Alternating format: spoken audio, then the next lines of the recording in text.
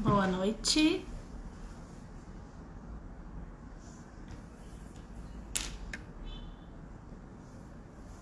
Boa noite a todos.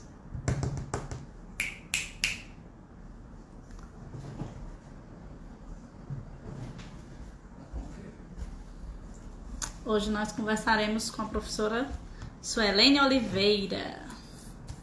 Muito querida, maravilhosa, que é como costumamos chamar. Enquanto a professora Suelene não entra, nós vamos apresentar a professora Suelene Oliveira. Suelene Silva Oliveira é graduada em Letras pela Universidade Federal do Ceará, especialista em leitura e escrita pela UFC, mestra e doutora em Linguística pela UFC. Atualmente é professora adjunta 1 do curso de Letras da Universidade Estadual do Ceará, a UES. É professora e vice-coordenadora do mestrado profissional em Letras, o Prof. Letras da UES. E coordenadora do Núcleo de Línguas Estrangeiras da UES, lá na sede Itaperi. Trabalha com formação de professores de língua portuguesa e tem experiência na área de linguística textual. Opa, ela chegou aqui. Maravilhoso. Vamos lá.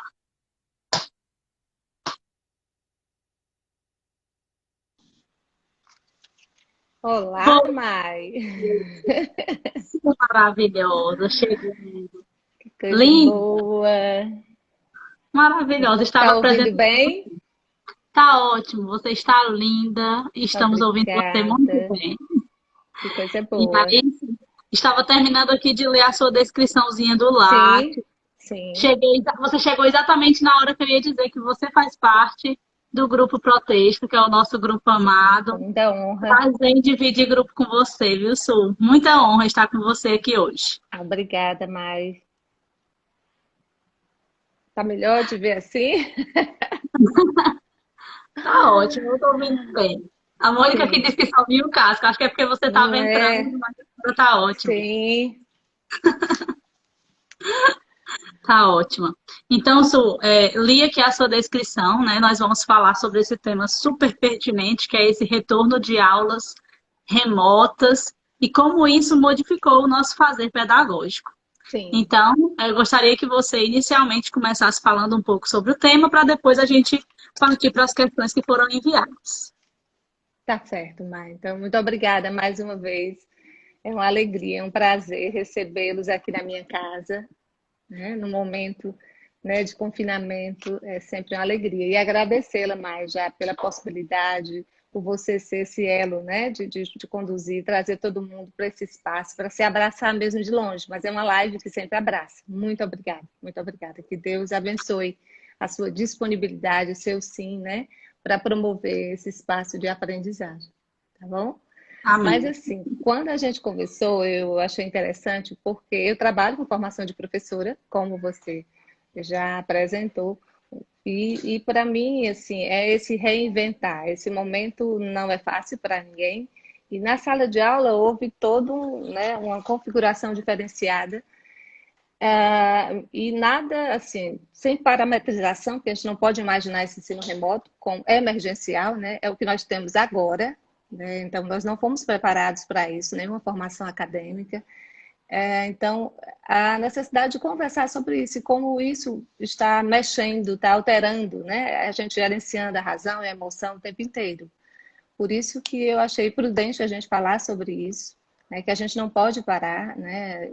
Nós nos reinventamos, foi o que nós encontramos para esse momento de pandemia, que não estava no nosso cronograma. Eu costumo dizer, no começo do ano, a gente faz todo um cronograma com zelo, né? Pensa em carga horária, em conteúdos, imagina uma metodologia adequada, e de repente o corona que ditou, né? Para onde é que a gente vai, quais são os nossos limites. E eu acredito que isso seja uma temática interessante, até para a gente também se humanizar, porque você percebe que o outro também está com dificuldades, e aí você, né, eu acho que aquieta um pouco mais o coração.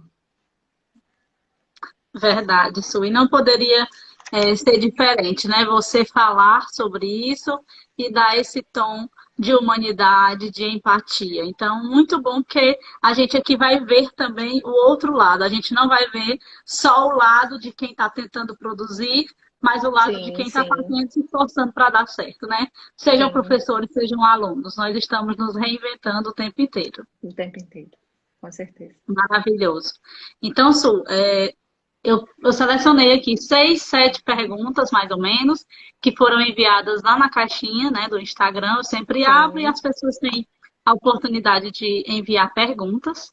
E a gente vai discutindo aqui com base nessas perguntas. É algo bem livre mesmo, bem descontraído, uma conversa pronto. como uma conversa que nós teríamos em off, só As que agora as conversas com pessoas a estão Maia, vendo né? as conversas com a Mai, só que aqui agora Muito as pessoas abençoada. estão vendo e participando, tá bom? Tá, Então vamos lá, obrigada, Maia. primeira perguntinha. Primeira perguntinha é algo que é, é muito comum, né? A gente pode até pensar que já é algo dado, que as pessoas sabem o que é, mas que é uma pergunta de extrema relevância porque tem gente que não sabe mesmo o que é. Então, Su, qual é a diferença entre ensino remoto e ensino à distância? Pronto, mas isso eu acho importante, embora eu não seja especialista nessa área, mas exatamente até para poder usar uma nomenclatura adequada, você procura saber, né, para poder se expressar de uma forma correta. Embora eu sempre digo o seguinte, que o mais importante do que as nomenclaturas é como o nosso fazer vai transformar essa realidade que está aí. Mas, assim, de uma forma bem panorâmica, o que eu posso lhe adiantar, né, que o ensino à distância, né, a educação à distância, ela não é igual ao ensino remoto. É tanto que quando eu passei para você, pensando no título, eu digo, Mai, vamos pensar assim, o ensino remoto é emergencial. Então, é um caráter, né, do agora. É o ensino que eu tenho agora, que me permite agora. Então, eu vou imaginar assim, de uma forma bem rápida, mas assim, a educação à distância, ela tem toda uma regulamentação do Ministério da Educação. Inclusive, os cursos que ficam na plataforma, eles são certificados e há todo um formato diferenciado, previamente é pensado sobre aquele ensino, né? Então, normalmente existem os ambientes que a gente chama AVA, né? Os ambientes virtuais de aprendizagem, e os cursos vão se moldando, vão se, né, moldurando de acordo com as necessidades de cada, digamos, de cada área específica. Mas, em geral, a educação à distância, ela tem um tempo, não é uma regra, mas às vezes a questão do tempo é menor, a duração é menor. Há toda uma condução didático-metodológica específica para isso, pensada previamente, acho que esse é o grande diferencial. Então, quando você faz uma opção pela uma educação à distância, já você está predisposto, tá, por uma flexibilização, por uma questão, às vezes, que você tem de incompatibilidade de horários. Então, você é um aluno que já vai ciente de que precisa se organizar, precisa se disciplinar, você tem que ir à plataforma. Então, a educação à distância é isso. Tá? Então, tem toda uma formalização que o ensino remoto não tem. O ensino remoto não é uma modalidade de ensino, né? Se eu posso considerar assim.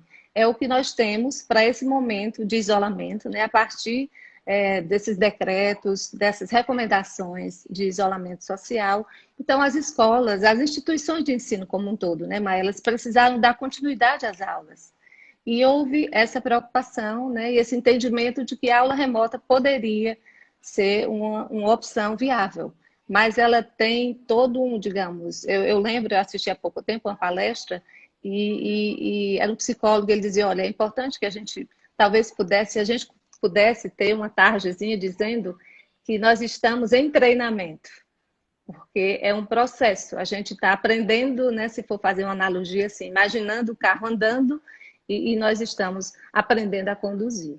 Então, é só nesse sentido, que o ensino remoto não é uma modalidade, né, e que está sendo algo emergencial e que está em processo de dinamicidade, de construção, tanto para o aluno como para o professor. Perfeito, maravilhoso. Ficou muito claro. A Mônica até está comentando, né, que ela não sabia que tinha diferença, então até a Sim, a Mônica está Mônica é muito linda.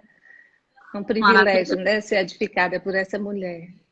Com certeza, É demais. minha Beijo, mestra de Mônica. vida, de alma, de E está aqui academia. sempre, ela acompanha todas as lives. Maravilhoso.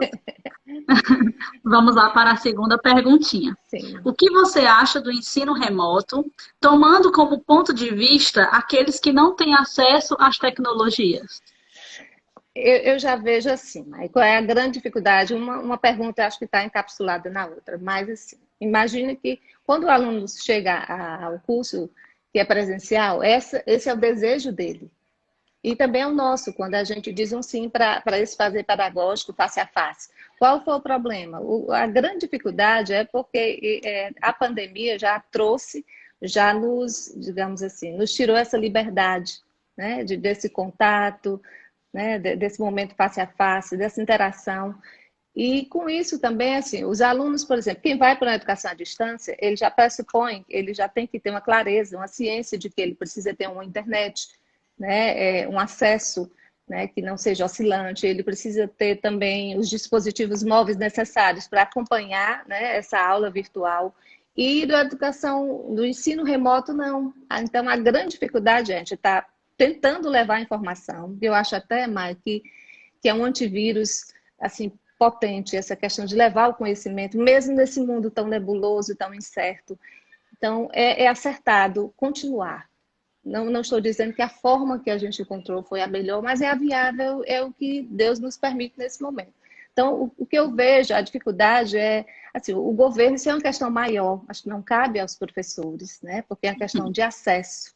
É uma dificuldade tem a questão macroestrutural, as questões financeiras, os abismos que nós temos financeiros, então as pessoas que não têm acesso à internet.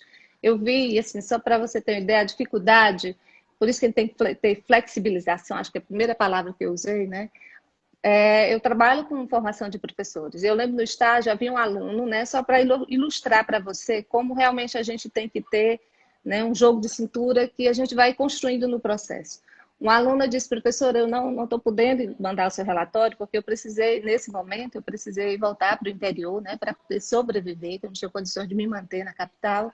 E eu estou confinada num local, né, assim, bem precário, no interior, e eu preciso mandar um relatório. Eu posso escrever no meu caderno e tirar foto e mandar?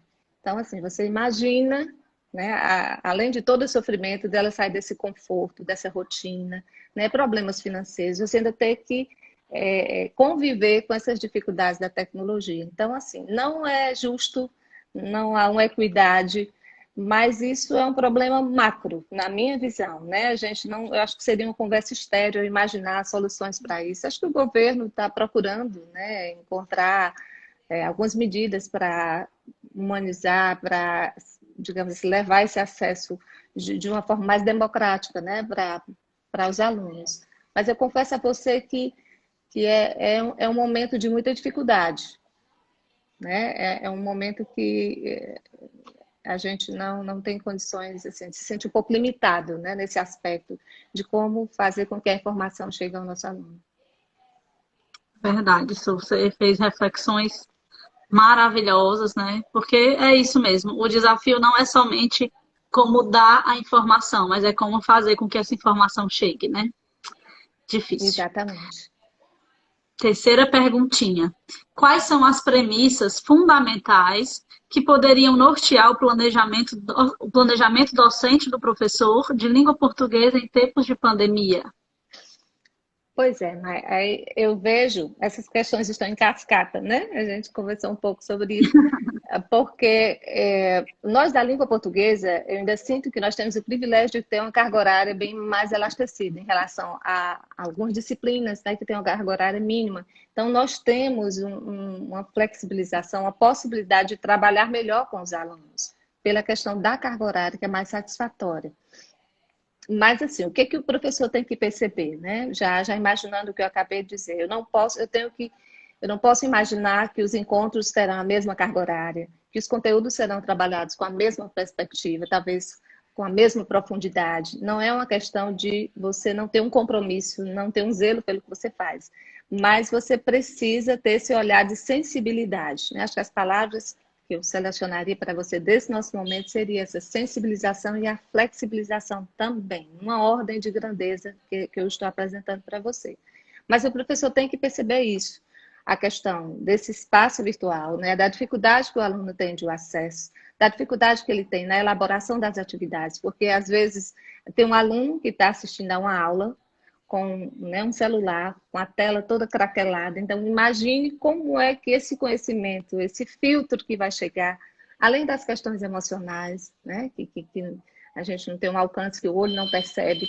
Então, eu imagino nesse sentido, tá? Assim, o professor precisa ver essa questão do cronograma, ele precisa trabalhar as questões emocionais que vão além disso, mas a própria base já trata, né, quando ela diz essas características, né, essas competências mais gerais socioemocionais. Ele precisa imaginar também de uma forma mais interativa, mais motivadora, né, porque às vezes eu sinto que não é a questão do tempo. O tempo está aí, né, o nosso dispor, mas nós não estamos tendo a alegria necessária, talvez, a determinação, né? Porque alguma coisa dá um comando contrário. Né? Então, o professor tem que pensar nisso, nesse planejamento, né? Levando em consideração essas variáveis, o tempo, a metodologia adequada, né? A sensibilização para o outro que está do outro lado, né? Às vezes enfrentando muitos medos. Né? Então, é um planejamento que tem uma configuração completamente diferente e é nesse momento que ele vai acontecer. Perfeito, Su. E aí entram todas essas outras questões, né? Que estão além de estar em casa, de ter todo o tempo Sim, do mundo para estudar. sim, Entram sim, todas essas outras questões que ninguém está vendo. Então entram todos esses problemas emocionais, psicológicos, todos os medos, todas as dúvidas, né? Todas isso. as angústias futuras que a gente não sabe o que vai Sim, ser. que não Então, tudo cabe isso numa área de conteúdo, né? Isso não é conteudístico. Então, o professor tem que se reinventar, tem que pensar no que vai além da sua, né, no seu cronograma, dos seus, digamos, as unidades que você selecionou para aquele período. é verdade. Vamos então para a próxima perguntinha. Um monte de gente aqui mandando coração para você, Obrigada, obrigada elogio, pelo Suelene igual carinho. humanidade, Suelene Ai, igual muito empatia. obrigada, muito obrigada. E é isso Que mesmo. Por isso que eu bom, que disse, bom. doce, doce, maravilhosa, que É, deixa luz por onde passa. Na minha meu descrição eu tive que falar isso Deus. de vocês, porque você é maravilhoso. Mas, Então não, vamos mas para Deus é, né, ele me olha, sempre me manda uns beijos lá de cima, né, os amigos, a família. Vamos então para a próxima perguntinha, que é uma perguntinha em duas, tá? E Certo, como você já falou sobre essa questão interativa, essa pergunta sim. tem relação com isso. Que tipos de atividades com o texto você considera mais interativas e interessantes? E também que gêneros discursivos podem ser ensinados a produzir no atual contexto, em conformidade com uma proposta de sequência didática? Pronto, Então, é só vamos olhar lá. mais para o texto, mais para o gênero, né? Sim, assim, essa a questão da textualidade precisa estar, inclusive ela está diluída em várias disciplinas, né? Não só na disciplina de língua portuguesa. Mas aí os professores precisam levar para a sala de aula, porque a própria base já prescreve, ela postula a importância de trabalhar, Mai, com situações concretas, digamos, o mais próximas da realidade. Daí você tem que imaginar, nesse momento, por exemplo, quais os gêneros que são mais fecundos, que vão ter né, uma tônica maior.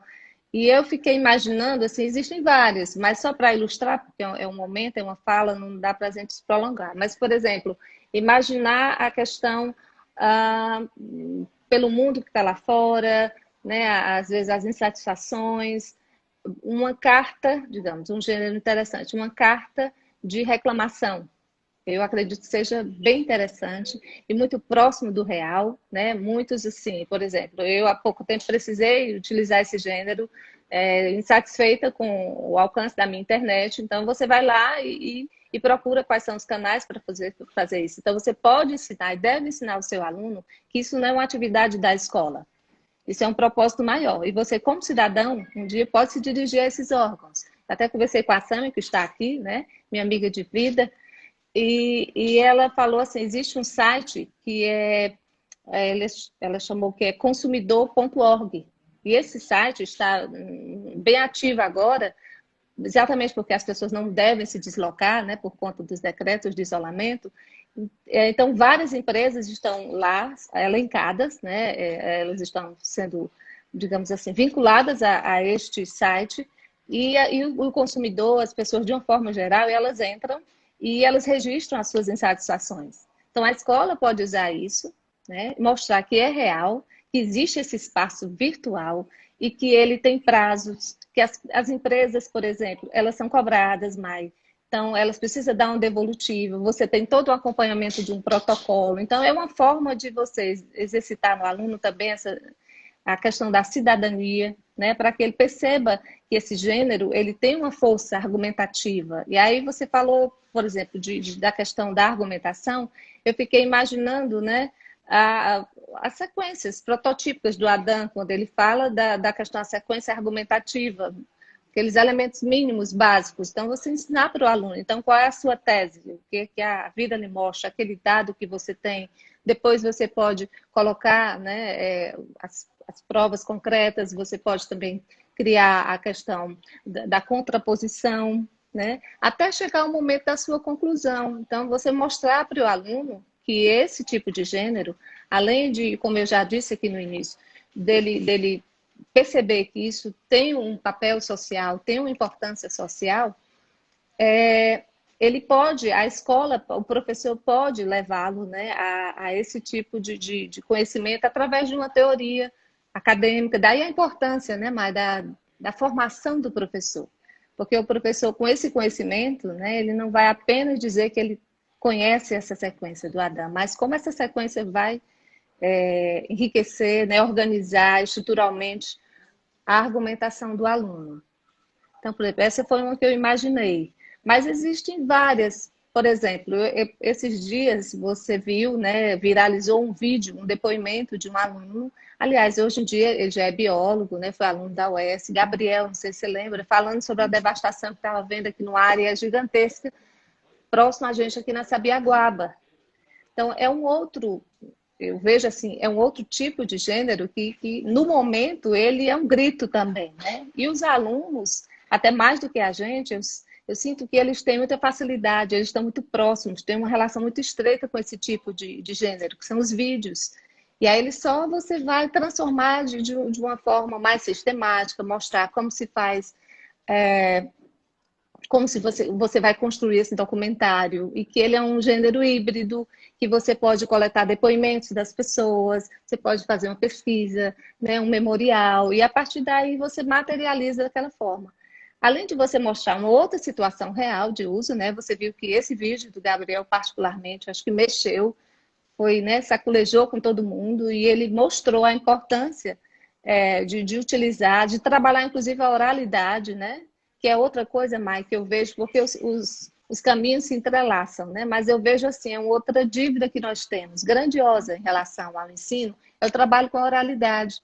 Então, mostrar para o aluno essa questão desse trabalho, que é viável, né? Onde ele vai organizar todo um pensamento, né, argumentativo, no caso, onde ele vai denunciar. As denúncias são interessantíssimas, trabalhar com fotos, denúncias. Existem muitos gêneros para se trabalhar, mas eu acho que nesse momento, que foi isso que você perguntou, esses gêneros, eles têm um alcance maior, né? Como a gente viu, né, você pode usar, inclusive, como parâmetro, essa ilustração desse vídeo, que foi postado em larga escala, e depois de um certo tempo já houve, inclusive, uma manifestação do IFAM, não sei se você viu, né, sendo ele já pedindo, né, junto ao Ministério Público, que não haja a devastação. Ó. Então, o aluno percebe que ele pode usar o vídeo não só para um momento de entretenimento, mas que o vídeo vai servir, né, é um gênero que ele tem uma funcionalidade e que ele recebe uma resposta imediata até, né, essa resposta que vem do outro. Uhum. E essa questão que você falou da oralidade, né, Suassami até colocou aqui agora, que é uma lacuna no ensino básico, Sim. E inclusive eu tenho repetido isso porque tem sido constante, você que acompanha também as lives, você sabe que tem sido um tema constante e os professores, eles todos focam no mesmo ponto, que a oralidade, Sim. de fato, ela não é trabalhada como ela deveria. Sim. Então, aí a gente vê, né, o quanto a gente pode utilizar essa oralidade em gêneros E aí a gente traz a característica do gênero como uma prática social, como um exercício de Sim, cidadania, como você bem falou.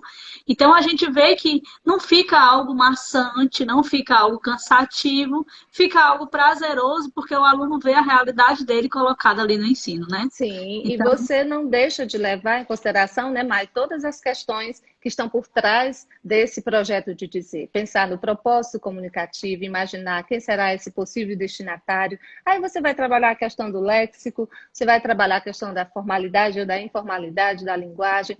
Então, assim, tem muito para o professor trabalhar, né? Então, ele aborda com uma atividade como essa vários aspectos da língua.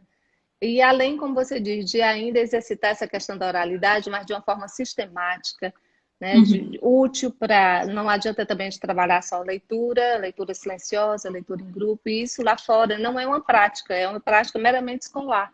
O depoimento, não. Né? Você pode fazer um vídeo, você, né, pode ser, né, denunciar a algumas, né, algumas dificuldades que estão acontecendo.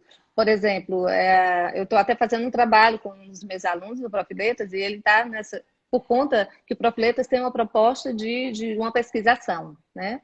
Mas por conta da pandemia, esse percurso ficou um pouco comprometido. Mas ele está trabalhando, é o Gislene, pode até estar aqui conosco, ele está trabalhando exatamente isso, uma carta de reclamação e barra solicitação, né? Porque isso é um momento posterior, falando sobre essa questão do que a escola está precisando, né? E eu fiquei imaginando, por exemplo, há as medidas, as recomendações de higienização. Você sabe disso, desses espaços públicos. Então, será que as escolas têm condições de acolher esses alunos, professores, né, a comunidade como um todo? Então, o aluno pode fazer todo, né, um levantamento, né? O professor pode sensibilizar, a parte motiva, traz, né, os textos que falam sobre isso, as recomendações dos órgãos de saúde, e como a escola se encontra. Então, você contextualiza, né, como você diz, traz para a sala de aula essa realidade, e a partir daí ele pode ser, inclusive, esse instrumento, né, de reivindicação. Eu acho bastante interessante também trabalhar isso. Fiquei imaginando também, Maia, porque o tempo não permite, mas, por exemplo, uma entrevista de emprego. é Nesse verdade. momento, né, a gente sabe que tem muitas pessoas, e sobretudo, né, na escola pública, ou mesmo na universidade, então pessoas que já têm perfil para estar no mercado de trabalho e que elas estão assim, sofrendo muito impacto financeiro. Então, as pessoas estão procurando um emprego, né? E eu lembro, um aluno chegou assim no meu particular, que vai ser professora, o que que eu vou trabalhar numa empresa que presta serviço de atendimento online, e eu queria saber o que que eu devo falar, o que que eu não devo falar, como é que eu devo, que tipo de linguagem, me dê umas dicas, o que que eu vou evitar. Então, eu digo, olha, então, um mote para o professor também utilizar mais um gênero, né, que eu acho que é de extrema relevância para a vida, e sobretudo agora que muitos precisam ajudar os proventos financeiros, né? Precisam ir para o mercado de trabalho, anteciparam às vezes, né? Tem muitos alunos que precisam fazer isso para sobreviver. Então, o professor pode ser esse instrumento também, né, E de ótimo, né? levar. Porque a gente vai vendo a nossa necessidade, e aí a gente já sabe que, enquanto professor, a gente tem um papel de formador muito grande, e a Sim, gente muda sim, as vidas das pessoas, a gente sabe disso. Então, perfeito. se a gente estiver ocupando esse papel de alguém que vai ajudar esse aluno na vida, né? Se a gente já toma esse papel para a gente, que Sim, bom, então, porque a gente vai ver que a gente está indo muito além de um ensino de língua portuguesa. A gente de está vendo memorização, né? Mas às vezes de de reprodução, interação, de interação, de como interagir de acordo com os contextos diversos, de o exatamente. que utilizar naquele contexto, que gênero utilizar. Então, que bom que a gente tem esse lado prático também, né? Sim, sim. E é isso sobre a oralidade que a Mônica falou, né? Que nós vamos ter uma reunião do protesto com o professor Trabalha e vai ser exatamente sobre oralidade. A gente não Que sabia coisa ainda, a gente boa. ficou sabendo agora, né? Mas que bom, um presente que a gente ganha. Né, o protesto é, né, sempre assim, parte na frente. Muito bom, muito bom. Vamos agora para a quinta perguntinha, que foram duas em uma, né? Quinta, sexta pergunta. Sim. Quais atividades de leitura podem ser empreendidas no espaço pedagógico assíncrono? Como o professor pode avaliar as habilidades adquiridas pelos alunos? Pronto, eu estava vendo, mas como mãe também, né? Eu tenho, Deus me deu essa graça, essa possibilidade de germinar, né? De transformar o mundo, né? Eu tenho dois filhos. Eu vejo assim, a questão da leitura, nesse momento, eu inclusive separei, aí vem a Suelene Pessoa, né? Eu separei alguns livros para eu ler e tem horas que a mente não consegue dar esse comando, né? A dificuldade, eu não sei se é porque a leitura, você precisa mergulhar nela, né? E quando você está nesse mundo de conflito lá fora, alguma coisa chama, né? E o livro, às vezes, ele não consegue absorver a gente, né? Esse convite. Mas eu vejo assim, o professor, ele pode trabalhar, por exemplo, com textos curtos, aí trabalha também as questões, vindo, né? Pensando na base, as competências, ele pode trazer as competências mais gerais, socioemocionais, porque ele vai trabalhar a questão da ética, ele pode trabalhar a autoestima, a questão de você agir de forma responsável, né? Então, eu vejo que o professor, a gente pode selecionar pequenos contos, né? Acho que textos curtos, sabe, Mai, pode ser que envolvam mais, seja um convite maior, né? Porque, como eu digo, nesse momento de confinamento, às vezes é difícil você ficar, né, com uma obra muito extensa e a mente, ela precisa cooperar, né, de você ir e voltar e às vezes, né, o coração não permite, sabe?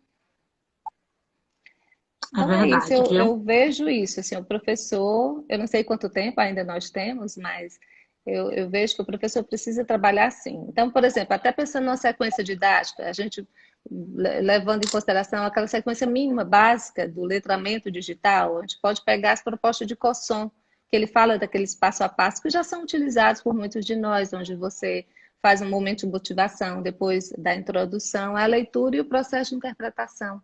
E tudo isso o professor pensando de uma forma mais interativa, né, como você disse desde o início, para a gente poder cativar o aluno, fazer com que a nossa aula tenha sentido, para que ele tenha vontade de, apesar do sofrimento, né, apesar das incertezas, dessa aflição, que ele tenha vontade de participar da nossa aula, porque é uma aula que vai trazer, né, vai ser frutífera para ele, além de ter todo um propósito, né? Porque a leitura também tem isso, sabe, Maia? Além de edificar um conhecimento, ela nos aproxima desse hemisfério também da literatura, né? Do fantástico, das metáforas, das abstrações. Isso é muito bom. Principalmente a gente que está precisando se reinventar sem sair de casa, né? Então a leitura nos permite, né? Essas viagens para esses mundos mais prazerosos, talvez. Que linda! Senti a sua poetisa aqui, né? Maravilhosa. E tem um monte de gente falando aqui, Ana Paula Tarciclé, como você Sim. fala de forma doce, calma, tranquila. Oh, meu E é um Deus, sonho falar desse jeito, Marçane. com tanta tranquilidade, Não, com tanta mas eu, clareza. eu sempre digo que a beleza e que a doçura, se as pessoas veem em mim, sabe, Maia, é porque elas têm também em si. Pode ter certeza, todas que estão dizendo isso também têm esse coração grandioso, né? Para conseguir ver, né? Conseguir perceber tudo isso. Mas muito obrigada. Muito obrigada. Linda, maravilhosa, meu Deus. Última pergunta, agora que você falou dessa questão de interação, Sim. né? A gente fica com medo do tempo, mas a gente ainda tem muito tempo aqui para falar. Tem quanto A tempo última ainda? perguntinha. Nós temos ainda 25 minutos, ainda Ah, tem então tempo. pronto. Ótimo. Já estamos na última pergunta. Sim. A relação aluno-professor se modificou muito, né, nesse ensino remoto. De que formas você acha que isso se modificou e quais as estratégias para manter o vínculo com o aluno? E aqui a gente pensa também no professor, né, que muitas vezes o professor quer dar todo o aparato para o aluno, quer conseguir fazer o acompanhamento, mas muitas vezes ele também se sente muito cansado. É até uma frase que eu sempre falo: quem cuida de quem cuida? Então, aí o Sim, que vem? sim. O professor, muitas vezes, ele quer ali conseguir cuidar dos alunos, dar todo o suporte possível. E muitas vezes ele não consegue largar o WhatsApp, por exemplo. Então, quais as estratégias a gente pode ter para manter essa relação, né, com o aluno? E o que mudou nessa relação? Pois é, mas partindo até da sua fala, esse mundo virtual já está nas nossas casas, nas nossas vidas. A gente precisa encontrar uma forma de fazê-lo, né, como seja um suporte, um instrumento também para organizar a aprendizagem, digamos assim, né? Mas eu vejo assim, o grande problema que a gente está enfrentando agora. Essa questão relação professor-aluno, né? É mão dupla, essa colocação que eu tenho para dizer para você, mas, por exemplo, a gente acorda e adormece gerenciando medos, né? A gente tem medo de adoecer, morrer, medo de perder pessoas que a gente ama, medo de perder os nossos proventos, né? Então, há um medo até daquilo que não existe, que eu não sei o que é que eu vou enfrentar lá fora, né? Eu não sei como será esse novo olhar, esse realinho de você ter que recomeçar e não poder abraçar, de você se disciplinar para saber que não abraçar é sinônimo de amar, isso é muito complexo, eu acho muito complexo, né? Dessa compreensão maior. Então, eu fico vendo assim, o professor tem que ter esse entendimento e saber que por trás daquele aluno, que muitas vezes agora sim, né? Eu lembrei, havia um meme que dizia, mata a aula, agora é só desativar, né, o microfone e a câmera, né? Então, você saber por trás daquele aluno que está ali, né, que muitas vezes ele não se pronuncia, fica no anonimato, ele também está gerenciando os medos dele, os sofrimentos dele. E eu acho interessante que o professor também se desnude, que ele possa, né, no seu conteúdo, nos seus falares, nos momentos que ele vai ter dessas aulas remotas, que ele possa também penetrar nesse universo do aluno e mostrar que ele também está passando por isso. É papel do educador também, né, esse processo de humanização. E que ele precisa compreender que o conteúdo é importante, né, que todo esse cronograma que se tem para cumprir, o professor precisa dar conta disso, mas como eu disse lá no início, mais do que isso, ele precisa ter uma escuta sensível, se for possível, né, na medida do possível, porque essa aula mais que você tem à distância, o próprio ambiente virtual já não favorece, né, para que você faça uma leitura com mais profundidade desse aluno, quais são as dores que ele está passando, né? Porque quantas vezes quando a gente termina uma aula, o aluno nos acompanha, né? E ele vai conversando nos corredores, e é ali que tem uma aula maior, né?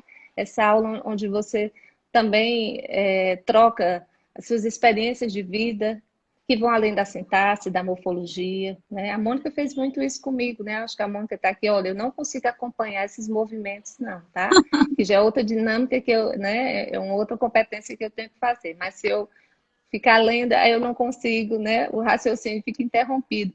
Mas, por exemplo, com a Mônica eu tive muito isso, né? Utilizando, né? Tentando ilustrar aqui, que foi uma professora que sempre se preocupou com isso, né? Ainda hoje ela é assim, é porque é a essência dela, né? Então eu imagino que essa relação, o que marca é isso. Eu lembro, a Cora Coralina já dizia um trechinho de um dos poemas que dizia que não basta só você viver, né? Você precisa marcar a vida das pessoas. E eu sinto que o professor, ele precisa marcar a vida das pessoas, né? A vida dos seus alunos, o coração dos seus alunos, não só com conteúdo, né? Porque esse conteúdo é importante, porque ele vai ter uma ascensão social, ele vai ser bem-sucedido na vida, né? Algumas portas vão se abrir, mas a importância maior é de que ele perceba que as relações é o que importa, que as conquistas, que as decepções, que as alegrias, que as tristezas, elas são maiores ou menores pela presença do outro. E isso o professor tem o tempo inteiro, né? A sala de aula é um fertilizante para isso, né?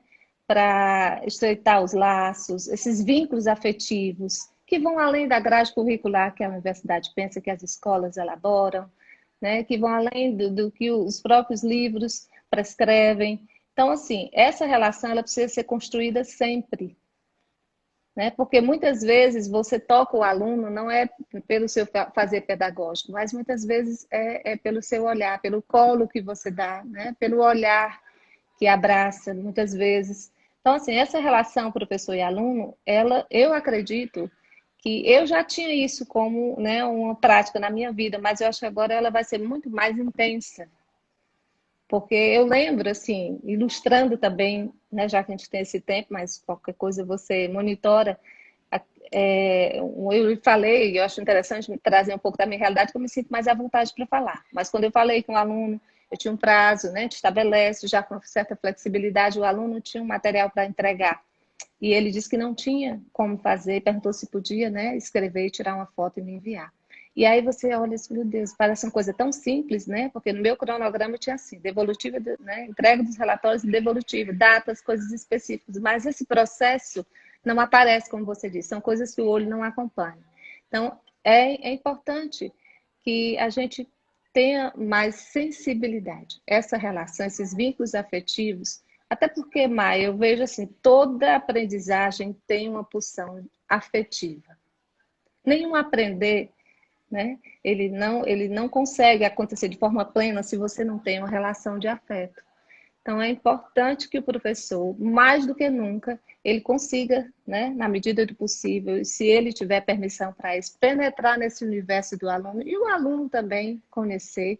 Hoje a gente está assim, né, cada um indo para conhecendo um pouco, eu conhecendo um pouco do seu cantinho, aí você conhecendo do meu aqui, né? E a gente vai se permitindo, né, nessa tessitura, eu acho que da vida mesmo, do dia a dia. Então é isso, o aluno e professor, eles precisam estar de mãos dadas, né? Vai ter momentos também que o professor vai estar fragilizado, sabe, Mai?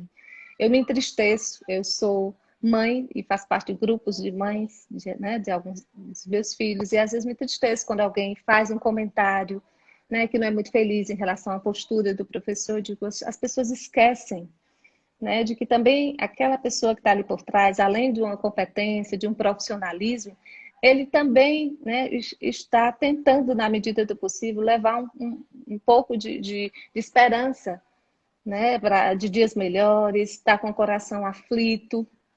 Então, eu fico imaginando isso. Até acho que esse momento, se me permite, até porque a gente está falando sobre essa questão do ensino remoto, é importante que haja uma sensibilidade também das famílias em relação a esse olhar para a condução do professor. Né? A gente está se desdobrando, então o professor, muitas vezes, ele precisa fazer mil e uma coisas. Tem os filhos, tem, né, a rotina de casa, tem as preocupações, tem a família que adoece, tem a questão financeira que está abalada. Então, a importância de ter esse filtro, né? Que é uma outra questão. E eu sinto que nesse momento de pandemia, sabe, Maia, um dos profissionais que está mais na ativa é o professor. Fora os que precisam, né, estar à frente, que são louváveis, esses profissionais da área de saúde, o pessoal, né, da área. Mas o professor, ele não saiu de cena. Né? E ele está sendo cobrado o tempo inteiro, e por pessoas que muitas vezes não têm nem a competência necessária para apontar, para ditar. É isso que, é assim, às vezes a sala de aula é um espaço, sabe, Mar, de muita... assim, eu acho que as pessoas acabam, é muito permissivo. Qualquer pessoa faz um comentário, né? Qualquer pessoa dita, sugere alguma coisa.